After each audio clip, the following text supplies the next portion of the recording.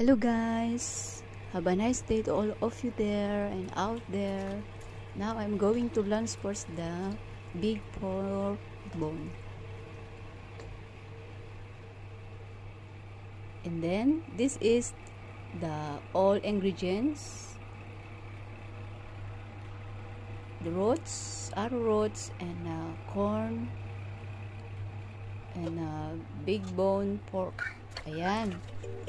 Now we are going to add some ingredients, and then we are going to put them all and mix them all. This is the arrowroots. Guys, thank you for watching and follow me more, and also to my YouTube channel Mariota World. Boil this one at 2 hours. A few moments later.